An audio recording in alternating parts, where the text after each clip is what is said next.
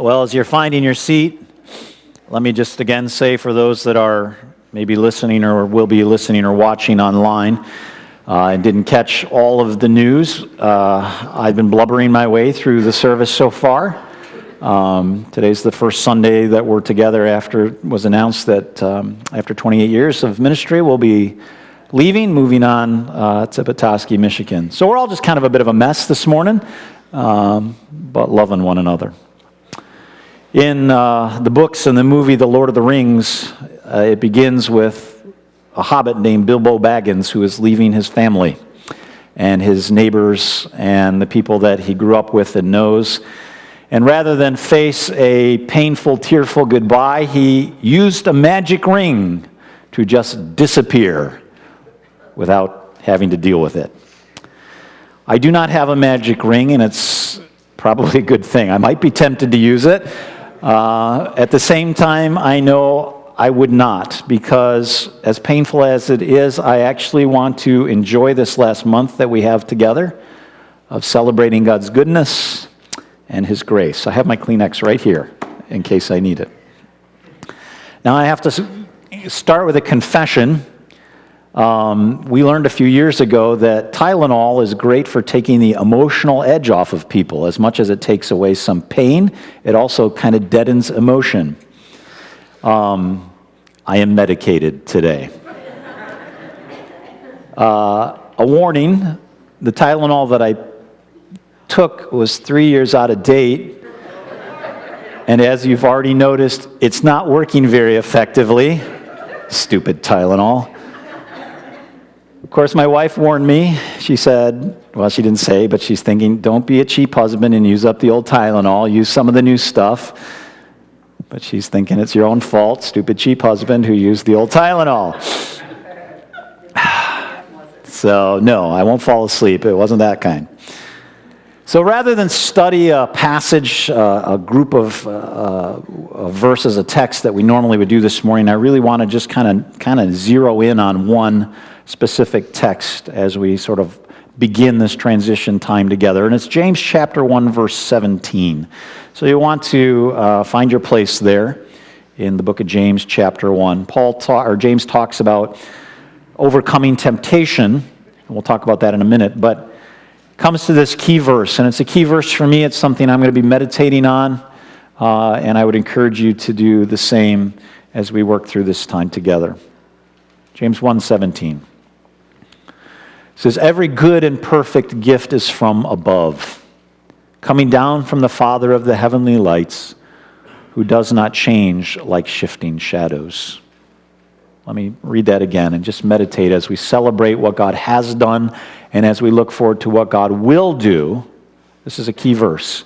Every good and perfect gift is from above, coming down from the Father of the heavenly lights, who does not change like shifting shadows. First key principle I want to leave with you today to have you continue to meditate on, and even as you think of what God has done in our ministry together, is that every real blessing comes from God. It doesn't come from Calvary Church. It doesn't come from Pastor Scott. Yes, we're vessels of His grace, but it comes from God. And then it is ours to do what I call trace the grace. Let's trace the grace that we've experienced with one another, not just to one another, that would be short-sighted, but trace it all the way back to God. If you've ever watched a mystery movie or a crime drama, you know there gets to be sometimes that part in the story where maybe it's the criminal on the other end of the phone and they're trying to trace the call, and they have to keep them on the line for just a little bit longer so we can narrow it down, we can trace where they're at and figure out where they are. One of my favorite movies of that genre is the movie The Fugitive, starring Harrison Ford. He's Dr. Richard Kimball, who's falsely accused. He's been set up, falsely accused of murdering his wife. He escapes from prison and spends his time trying to prove his innocence. And there's one scene where he finds a clue that leads to the real killer, and he calls the man who's looking for him, the federal marshal.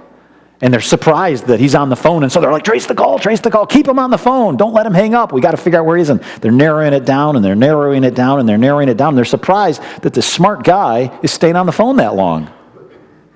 But he does it intentionally. In fact, as they're narrowing in on where he is, he doesn't hang up the phone. He just says goodbye and he leaves it off the receiver because he wants them to trace him. He wants them to find the clue that he's found to the truth.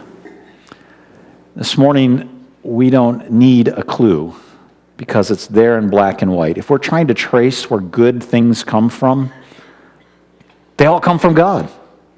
He's the Father, the source of any good thing that you have experienced in your life, in your family, in this church, in this ministry. But what we need to do is just take the time to trace it. We're in such a hurry, we don't bother to realize that that good gift comes from our Heavenly Father. So a truism out of this verse, if it's good, it's from God.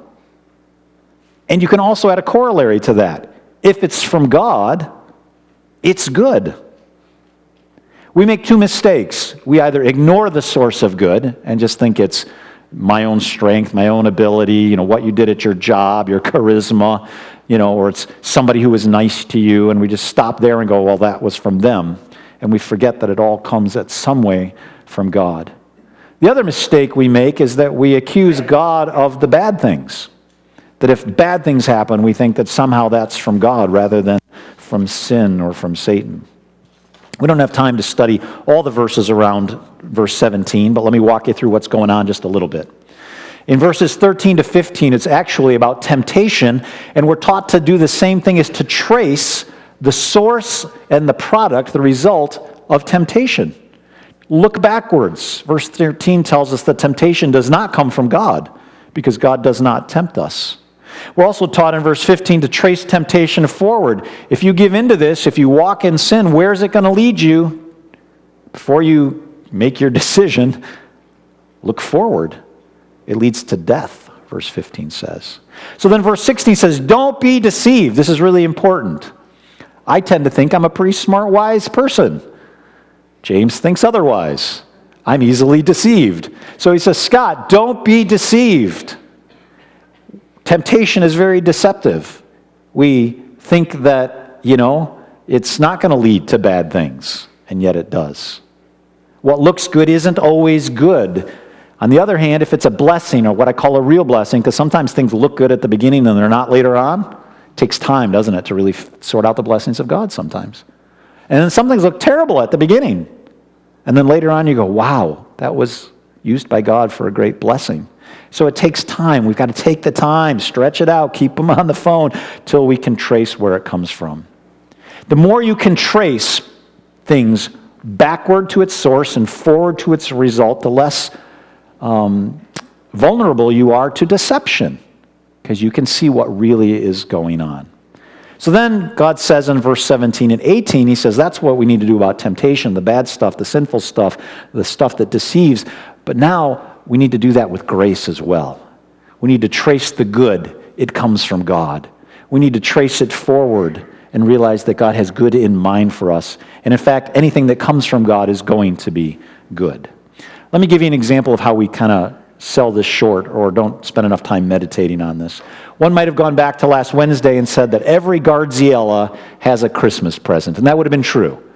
We each had more than one and passed them around. That's nice, not a big deal. Every Gardziella had a Christmas present. You probably had some Christmas presents too. It doesn't say a lot. It's kind of normal. But what if I switched it around and said, every Christmas present comes from the Gardziellas? You'd be going, what? You mean the presents you guys got came from the Gardziellas? Now, I know you're doubting that, and it's certainly not true. But if it were true, how would you think about the Gardziellas? You'd be going, wow. Well, number one, they must be really rich. And they're also really generous. And they also must be really powerful, because how do they distribute that many Christmas presents to everybody? And actually, I thought that Christmas present was from my husband. How was it from the Gardziellas? And you'd start kind of wondering what that was all about. We're so used to the goodness and the majesty and the power and the provision of God that when we see a verse like every good gift comes from God, we go, yeah, okay. If I said it came from Scott, you'd be going, what? How can that be? And you'd be amazed. But because we're so familiar with God, which is a good thing at one level, we just kind of go, yeah, we expect that from God. But let's just let that soak in a minute. If you have children and they're a blessing, they're from God. If you have clothes on your back and you count that a blessing, you can trace that back to God's provision in your life. If you have someone who discipled you or shared some teaching with you, that truth that they were a steward of can be traced back to the God of truth and who's the source of all truth. It all can be traced back to God. So we need to take some time with that. We need to learn to trace our breakfast cereal back to God and realize it's not Kroger that provided the cereal. It's not your paycheck that provided the cereal. It's not General Mills that provided the cereal. It's God that provided you with the ability to work, which got you some resources, which enabled you to go to the store to get something which was so conveniently packaged, which was harvested by some farmers who depended on the rain and the seasons and the soil and the nutrients and the creation that God provided. It's a pretty amazing meal when you sit down to some Cheerios. And when you stop and just kind of go, oh, I'm not, I got to hurry and eat my Cheerios so I can get about life. But you stop and go, let's think about these Cheerios for a minute. Where did they come from? And you go, every good and perfect gift, not that Cheerios are perfect, but they're good, came from God. To God be the glory. Now here's where I'm going to attempt to get personal. As I stop and I think about, and I think I've purposely not begun to do it too much, because it'll be overwhelming. But when I begin to just go down a list of names, or I look out at faces and I stop and I go, they're coming to faith in Jesus Christ, or their baptism, or that loss they went through, or that joy we experienced together, or playing crazy VBS games together, or doing a musical, or cleaning up after an event, or whatever it's been, going on mission trips. And I just think, wow, what a privilege, what a joy. And then my next step is and needs to be, and all that came from God. Because He brought us together. He worked in you and He worked in me, and He put us together and worked in both of us together to bring about things. And can I just tell you, on behalf, and I want to thank you, Chris Kemmler, for standing during music tall enough that it blocked my view of my wife so that I wouldn't cry all the more. Perfect choice of place to stand. You noticed that too, right, hon? Yeah. I'm going to speak on behalf of my whole family. You have ministered to us as much or more than we've ministered to you over the years. So thank you. I am who I am because of people who worked in my life years ago, because of my parents, because of people who discipled me. And so it's not about me, and it's even not about them. It's just God working through it all. And I wrote in my letter how much we appreciate how you've loved and cared for our family. When we moved here, our oldest, Matt, was, 5 months old maybe? Almost 5 months old. And they're going to have their first child coming up here in a few weeks. That's a lot of time. That's a lot of life. And I may be called the minister. It's a term I actually don't like to be called, because it's clear in the Bible that we are all ministers of God's grace. 1 Peter 4:10 says, each one of you should use whatever gift he has received to serve others, faithfully administrating God's grace in its various forms. You are an administrator of God's grace. In other words, it comes from God, right? He's the source of the grace, and He gives it to you to give to one another, to serve and to love one another. And we need to trace that grace back to God. Now, invariably, when we trace that grace, it's going to go through some difficult times. And I'll tell you, the early first few years of our ministry here at Calvary were difficult times. Calvary was a church of conflict. The average pastorate was about 3 years over the history of our church, with the exception of one person who was here 7 years, but then there was a big conflict, and they left as a result of that. And so there were just some things there that needed to be changed, and some habits that needed to be broken. And I got to the point of that 3 years, and it was, and Tammy was going, "Can we leave now? Can we leave now? Can we leave now?" And one of the things I'm most grateful to God using me is to have gotten us through that and changing the DNA and the culture of our church to be a people of grace, which we are. And now Tammy says, "Do we have to leave now? Do we have to leave now?" My point is this. For the Gardziellas in Petoskey or for Calvary Church in Weberville, it's very possible that sometime in the next months or even years that there'll come a spot where it's like, where are you in this, God? This is hard. And had the Gardziellas bailed or you at Calvary Church bailed at that point, we would not have known the grace of God and the joy and the victory and the moving forward and the moving through. You see, it comes through the difficulty. We got to trace it through that too. It's not all sunshine and roses, but it's God and it's Jesus who for the joy set before him endured the cross. So we're going to have to go through some things for the joy that is set before us. Now, I want to say another personal thing because many of you have already begun to and have, of course, even in the past prior to this, thanked us or just commented on us helping you through some difficult and painful times, almost to the point of feeling kind of embarrassed about it, like, sorry you had to see us through that or go through that with us. And we've said it before, and I want to say it again. Sorry. Looked at Tammy. That was a really bad idea. I know you're not supposed to look at your wife and then just burst into tears. That's not a good sign. But in this instance, you understand. We've considered it an utter privilege that you've let us into those times in your life. The fact that you would trust us, that you would trust God, that you'd let us walk that through with you. It's never been a burden in the sense of what you think of a burden. It's always been a joy to do that. It's the Holy Spirit at work, and we trace all that back to him. So the Gardziellas are doing lots of thanking God with tears. I hope you do the same. The truth is that any good thing we're celebrating is coming from God. And we need to believe that. And we need to slow down and to celebrate that. Because the next part is what's really important and what's going to get us through not just this, but any trial, any change, any difficulty you faced or are going to face. This message is not just about pastoral transition. It's finding an anchor in a sea of change. It's the second part of verse 17. This good God, who is the source of all good, real good things, does not change like shifting shadows.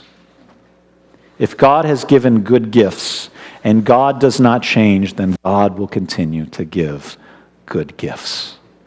Here's my summary of this. And this is truly, I think, God's gift to me personally as I started this process. Hold on to the one who blesses, not the blessings themselves. Hold on to the one who blesses, not the blessings themselves. There's some warnings here about blessings. Blessings held too tightly become idols. God blesses. That's what he was warning. We read earlier in Deuteronomy chapter 8. That's what God was warning the Israelites about. I'm going to give you a blessing. And if you lose track of the one who blesses, but hold on to the blessing, it will become your idol.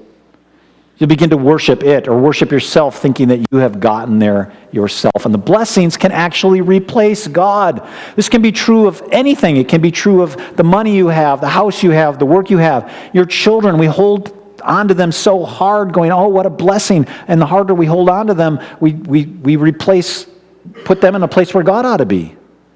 And that letting go as parents or grandparents, that happens as soon as the umbilical cord is cut, doesn't it? It's a constant giving back to God, giving back to God, giving it back to God, giving the blessing back to God, because he is the source of the blessing. So if I've been a blessing in any way for you, then praise God. But if you think Calvary can't prosper without me, then I've become an idol. And if I think I can't be used by God in any other setting, then you have become an idol to me. So we need to just lift our eyes up and say, God is the source of blessing. And if he has blessed, he will continue to bless. And I'm not going to hold on. I want to hold on to you guys. But I'm not going to. I'm going to hold on to God, though, because he's the one who blesses. And you need to hold on to God because he's the one who blesses. The other reality is blessings wear out. Right? You've had a blessing, some kind of possession, and then it wears out. You get a toy at Christmas time, and it wears out. Pastors retire or move. People can't be your everything because they change and grow old and pass away. But God does not change like shifting shadows. So hold on to God. So here's the way I'm attempting to navigate the way forward and want to pass this on to you as well. Trust that the God of grace will continue to bless. The day that I responded to the church in Petoskey, by the way, I'll just say a few things about them. I've had a chance to talk to you. They're a conference church. They're part of our fellowship of churches, so I feel like I'm still connected, which is a wonderful thing. Their church is about 15 years old, so they have lots of younger believers. So this position that they've recently created that I'll be in is helping bring some depth and discipleship and spiritual formation and growth to these people that is very much needed. So I think a lot of my skills will be used well there. And I think Calvary's ready for some different skills as well here that will propel Calvary forward also. But as I was writing before I said yes, Tammy was at work and she prayed with me and left knowing that I needed to work this through. So I do what I often do when I'm in that kind of spot is I start journaling, which becomes a prayer to God. And I write. And I wept. And when I use the word weep, I mean weep. I can't remember the last time I just utterly wept. And I'm going to go and put up on the screen what part of my journal said at this point. And it says, I praise you for all the blessings of 28 years. And then I just probably sobbed for about 3 minutes. Yet I must hold on to the one who blesses, not the blessings themselves. This is key. That was God's gift to me in that moment, and I just want to pass it on to you. Whether it's the house, the yard where our kids were raised, the community of Weberville where they walked back and forth to school and stopped in. I always thought to see their dad, but it was really to get candy out of the candy jar on their way home. The love of all of the people, all of that stuff. All the days here at church, it's so tempting to hold on to that.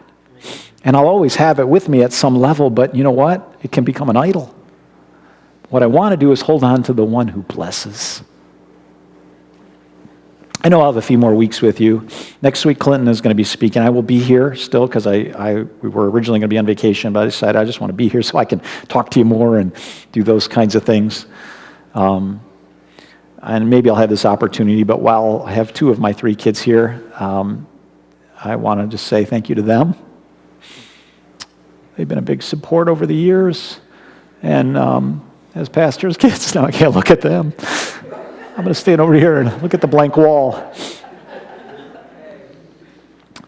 Christmas Eve service, just the other night, was a delight for me because, in many ways, hard, but a delight to be gathered around this auditorium with you guys.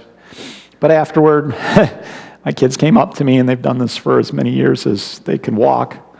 Christmas Eve service is over. Okay, Dad, what do we do? They know. Collect the candles, throw out the used little whatevers, break down the table, put the stuff away, get it ready for church the next day before we go home. It's just what the Guardziellas have done for year after year after year at Christmas Eve service and many, many other things, because that's just part of what they do.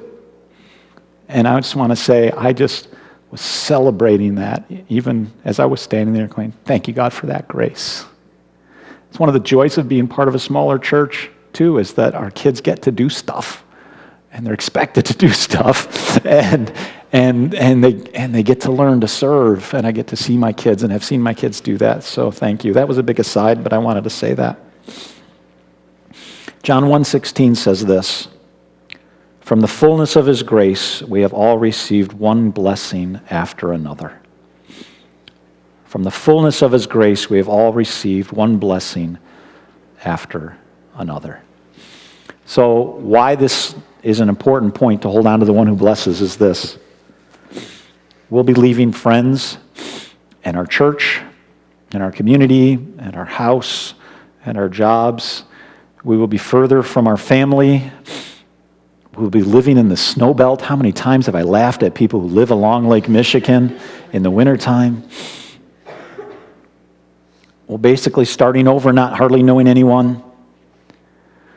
And there's a grief in that. Nobody will know the younger us like some of you know the younger us. Some of you even remember when I had hair. They won't know that. Some of you saw us as parents when our kids were little. They won't know that. Us. Where will we live? Will we be used well? How hard will it be to make friends? And you have all those same questions about life here at Calvary going forward. And here's the truth, that the same God who is in Weberville and is blessed will be in Petoskey and will bless.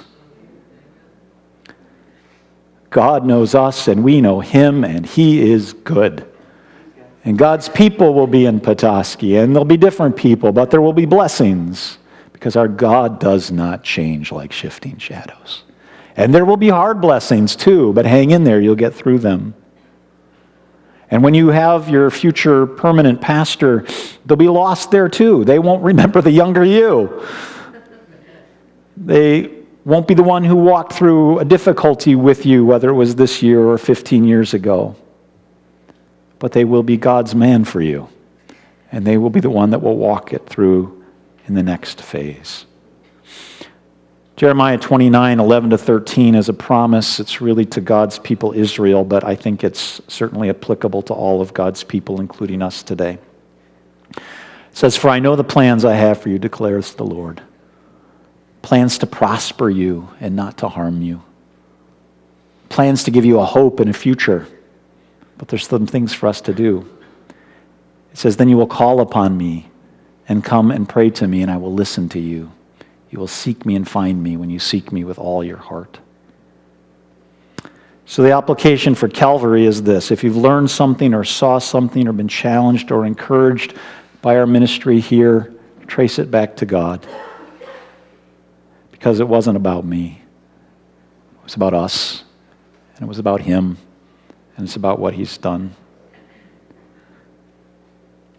And then you can trace it forward, knowing that that same God is going to bring blessing upon blessing to your life and life at Calvary as well. I'm going to have our praise team come up. Do I pray now? I don't think I'll get through that. Let me just leave you with this verse that I just said. And then we'll sing more about God's grace. From the fullness of his grace, we have all received one blessing after another. So let me paraphrase. From the fullness of his grace, we will all receive one blessing after another. Let's stand together and sing about Jesus who conquered death.